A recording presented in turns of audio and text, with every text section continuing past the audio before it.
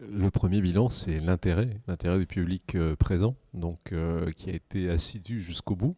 C'est une journée longue, dense, et en fait, il y a eu une attention soutenue des intervenants jusqu'au bout. Donc ça, c'est déjà un très bon point. Et puis la qualité des intervenants. Donc je pense qu'il a permis à chacun de s'ouvrir un petit peu l'esprit et de trouver des réponses aux questions que beaucoup se posent. Les questions du financement des projets, que ce soit l'intelligence artificielle ou tout autre type de projet dans les collectivités, ce qui est un petit peu ma partie, c'est une question absolument centrale dans un contexte de baisse des dotations de l'État aux collectivités. Donc oui, bien sûr, c'est un sujet crucial.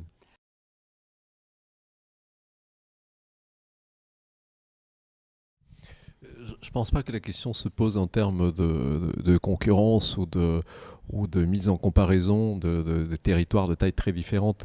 Les métropoles, bien sûr, ont les moyens d'investir beaucoup plus lourdement que les petites collectivités. Cela dit, il y a des solutions.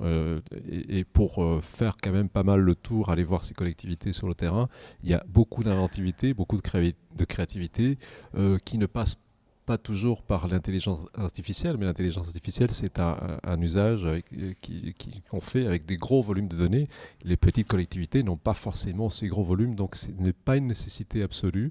Après, bien sûr, il y a des services auxquels les petites collectivités n'accéderont pas et que les grandes collectivités pourront mettre en place, mais je ne crois pas que ça relègue les petites communes et les territoires ruraux loin.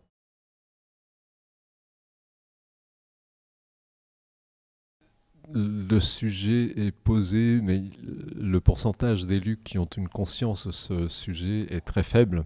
Il faut le dire. Effectivement, il y a parfois une mainmise par les grands acteurs que vous avez cités, Veolia, Suez, etc., sur les données qui sont produites sur la ville, par la ville. Et lorsque la ville veut les récupérer, on lui demande de payer pour ses propres données, donc ce qui est quand même assez scandaleux.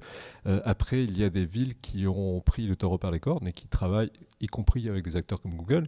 Il y a un partenariat entre la métropole européenne de Lille et Waze, par exemple, qui a été contractualisé. C'est un contrat très bordé, donc pour la ville, d'une durée limitée, et qui permet à la ville de conserver la maîtrise de ses données. Donc il y a quelques premiers de la classe, effectivement, qui ont réfléchi au sujet et qui le traitent sans aucun complexe et en prenant toutes les précautions nécessaires.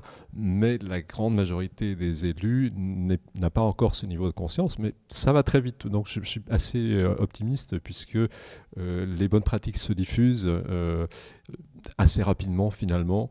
Et les élus ne sont pas naïfs. Ils voient très vite comment gérer ces problèmes-là. Après, sur la question de l'open data qui était sous-jacente à votre question, l'open data, ça paraît un petit peu comme un miroir aux alouettes dans certains cas.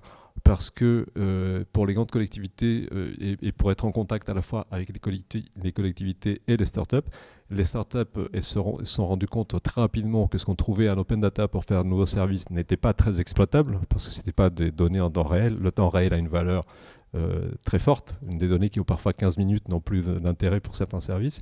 Donc ça, on se rend compte maintenant et tant mieux pour les villes. Les villes pourront monétiser pour le coup des données à valeur ajoutée.